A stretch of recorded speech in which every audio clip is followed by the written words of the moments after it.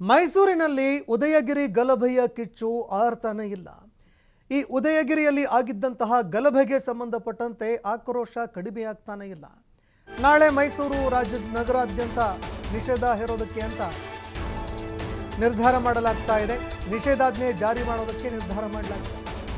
ಪರ ಹಾಗೂ ವಿರೋಧದ ಹೋರಾಟಕ್ಕೆ ಮುಂದಾದವರಿಗೆ ಈಗ ಶಾಕ್ ಎದುರಾಗ್ತಾ ಇದೆ. ನಾಳೆ ಒಂದು ಸಂಘಟನೆಯಿಂದ ಖಂಡಿಸಿ ಜಾಥಾಕ್ಕೆ ಸಿದ್ಧತೆ ನಡೆಸಲಾಗ್ತಾ ಇದೆ. ಮತ್ತೊಂದು ಸಂಘಟನೆ ಬಿಜೆಪಿ ಆರ್ಎಸ್ಎಸ್ ವಿರುದ್ಧ ಹೋರಾಟಕ್ಕೆ ತಯಾರಿ ಮಾಡ್ತಾ ಇದೆ.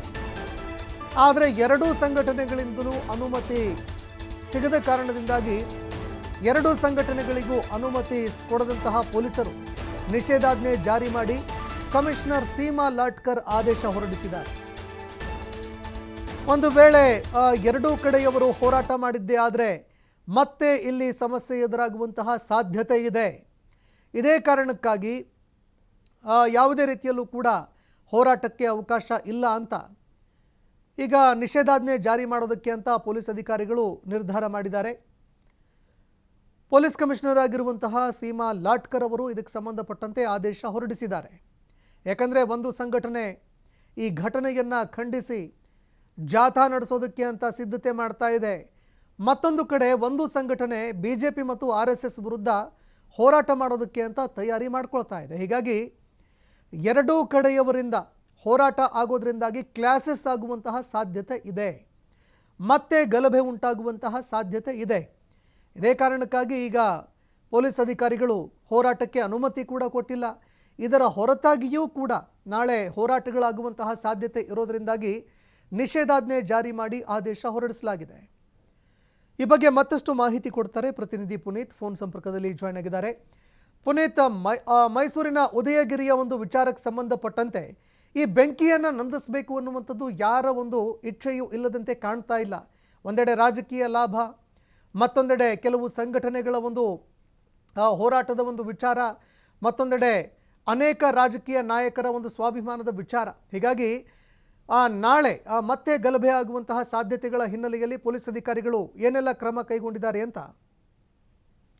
ಸಂತೋಷ್, ಈಗಾಗಲೇ ಎರಡೂ ಸಂಘಟನೆಗಳಿಗೂ ಕೂಡ ಇಲ್ಲಿ ಪ್ರತಿಭಟನೆ ಆಗ್ಲಿ ಅಥವಾ ಮೈಸೂರು ಚಲೋ ಮೆರವಣಿಗೆಯನ್ನಾಗ್ಲಿ ಮಾಡುವಂತಿಲ್ಲ ಅಂತ ಹೇಳಿ ಅವರು ಕೇಳಿದಂತಹ ಅವಕಾಶಕ್ಕೆ ನಿರಾಕರಣೆಯನ್ನು ಮಾಡ್ತಕ್ಕಂಥ ಒಂದು ಕೆಲಸವನ್ನ ಪೊಲೀಸ್ ಇಲಾಖೆ ಮಾಡಲಾಗಿರ್ತಕ್ಕಂಥದ್ದು. ಯಾಕೆಂತ ಹೇಳಿದ್ರೆ ಶಾಂತಿ ಸುವ್ಯವಸ್ಥೆ, ಕಾನೂನು ಸುವ್ಯವಸ್ಥೆಗೆ ಧಕ್ಕೆ ಬರುತ್ತೆ, ಜೊತೆಗೆ ಸಮಾಜದ ಶಾಂತಿಯನ್ನ ಕದಡಬಾರದು ಅನ್ನೋ ಒಂದು ಹಿನ್ನೆಲೆಯಲ್ಲಿ ಆ ಎರಡೂ ಸಂಘಟನೆಗಳು ಅಂದ್ರೆ ಬಿಜೆಪಿ ಸೇರಿದಂತೆ ಹಿಂದೂಪರ ಸಂಘಟನೆಗಳು ಮೈಸೂರು ಚಲೋ ಅನ್ನೋ ಒಂದು ಕರೆಯನ್ನು ಏನ್ ಕೊಟ್ಟಿದ್ರು, ಆ ಒಂದು ಕರೆಯ ಒಂದು ಪ್ರತಿಭಟನೆಗೂ ಕೂಡ ಅವಕಾಶವನ್ನ ನಿರಾಕರಣೆ ಮಾಡಲಾಗಿರ್ತಕ್ಕಂಥದ್ದು. ಜೊತೆಗೆ ಮೈಸೂರಿನಲ್ಲಿ ಜನಜಾಗೃತಿ ಸಮಾವೇಶ ಅಂತ ಹೇಳಿ ಕಾಂಗ್ರೆಸ್ ಸೇರಿದಂತೆ ಹಲವು ಸಂಘಟನೆಗಳು ಪ್ರತಿಭಟನೆ ಅಂದ್ರೆ ಆ ಒಂದು ಜಾಗೃತಿ ಜಾಥವನ್ನ ಮಾಡ್ಲಿಕ್ಕೆ ಮುಂದಾಗಿದ್ರು.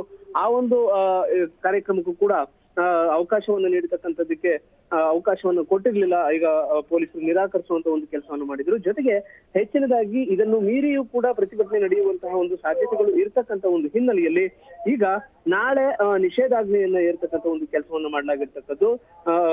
BNS ಸೆಕ್ಷನ್ 163 ಅಡಿಯಲ್ಲಿ ನಿಷೇಧಾಜ್ಞೆಯನ್ನ ಏರೋ ಮುಖಾಂತರ ಈಗ ಮೈಸೂರು ನಗರ ಪೊಲೀಸ್ ಆಯುಕ್ತ ಏನಿದ್ದಾರೆ ಸೀಮಾ ಲಾಟ್ಕರ್ ಅವರು ಆ ಒಂದು ಆದೇಶವನ್ನ ಹೊರಡಿಸಲಾಗಿರ್ತಕ್ಕಂಥದ್ದು. ಯಾಕೆಂತ ಹೇಳಿದ್ರೆ ಒಂದು ಕಡೆ ಈ ಒಂದು ಉದಯಗಿರಿ ಕಲ್ಲು ತೂರಾಟವನ್ನ ಖಂಡಿಸಿ ಜಾಗೃತಿ ಜಾಥಾದ ಒಂದು ಸಭೆಯನ್ನ ಮಾಡ್ತಕ್ಕಂಥದ್ದಕ್ಕೆ ಬಿಜೆಪಿ ಮತ್ತೆ RSS ಮುಂದಾಗ್ತಾ ಇದ್ವು. ಇದಕ್ಕೆ ಪ್ರತಿಯಾಗಿ ಕಾಂಗ್ರೆಸ್ ಸೇರಿದಂತೆ ಹಲವು ಸಂಘಟನೆಗಳು ಇದನ್ನು ಜನಜಾಗೃತಿ ಅಂತ ಅನ್ನೋ ಒಂದು ಹೆಸರಿನಲ್ಲಿ ಪ್ರತಿಭಟನೆಯನ್ನು ಮಾಡ್ಲಿಕ್ಕೆ ಮುಂದಾಗಿದ್ದು. ಹೀಗಾಗಿ ಎರಡಕ್ಕೂ ಕೂಡ ಘರ್ಷಣೆ ಉಂಟಾಗಿ ಈ ಒಂದು ನಿರ್ಧಾರವನ್ನು ತೆಗೆದುಕೊಳ್ಳಲಾಗಿರ್ತಕ್ಕಂಥದ್ದು. ಜೊತೆಗೆ ಇಲ್ಲಿ ಮುಖ್ಯವಾಗಿ ನನಗೆ ಪ್ರದತ್ತವಾದಂತಹ ಅಧಿಕಾರವನ್ನು ಚಲಾಯಿಸಿ ಮೈಸೂರು ನಗರಾದ್ಯಂತ ನಿಷೇಧಾಜ್ಞೆಯನ್ನ ಘೋಷಣೆಯನ್ನು ಮಾಡ್ತಕ್ಕಂಥ ಒಂದು ಕೆಲಸವನ್ನು ಏನ್ ಮಾಡಲಾಗಿದೆ. ಇದಕ್ಕೆ ಸಂಬಂಧಪಟ್ಟಂತೆ ಈಗಾಗಲೇ ಎರಡೂ ಸಂಘಟನೆಗೂ ಸಂಬಂಧಪಟ್ಟಂತವ್ರು ಎಲ್ಲರಿಗೂ ಕೂಡ ಇದಕ್ಕೆ ಸಂಬಂಧಪಟ್ಟಂತೆ ಅವರಿಗೆ ಮಾಹಿತಿಯನ್ನು ನೀಡತಕ್ಕಂಥ ಒಂದು ಕೆಲಸವನ್ನು ಮಾಡಲಾಗಿರ್ತಕ್ಕಂಥದ್ದು. ಇಲ್ಲಿ ಈ ಒಂದು ಏನು ಕಳೆದ 10ನೇ ತಾರೀಕು ನಡೆದಂತಹ ಒಂದು ಗಲಾಟೆ ಪ್ರಕರಣ ಏನಿತ್ತು, ಇದಕ್ಕೆ ಸಂಬಂಧಪಟ್ಟಂತೆ ಪರ ವಿರೋಧವಾದಂತಹ ಯಾವುದೇ ರೀತಿಯಾದಂತಹ ಸಭೆ ಸಮಾರಂಭಗಳು ನಡೆಯುವಂತಿಲ್ಲ, ಸಮಾವೇಶಗಳು ಕೂಡ ನಡೆಯುವಂತಿಲ್ಲ, ಜೊತೆಗೆ ರ್ಯಾಲಿ ಪ್ರತಿಭಟನೆಗಳಿಗೆ ಇದಾವುದನ್ನು ಕೂಡ ಮಾಡುವಂತಿಲ್ಲ ಅನ್ನೋ ಒಂದು ಮಾಹಿತಿಯನ್ನು ಕೂಡ ನೀಡುವ ಮುಖಾಂತರ ಕೋಮು ಸೌಹಾರ್ದತೆಗೆ ಸಾರ್ವಜನಿಕ ಹಿತಾಸಕ್ತಿಯ ಒಂದು ಹಿನ್ನೆಲೆಯಲ್ಲಿ ಈ ಒಂದು ಕ್ರಮವನ್ನು ತೆಗೆದುಕೊಳ್ಳಲಾಗಿರ್ತಕ್ಕಂಥದ್ದು.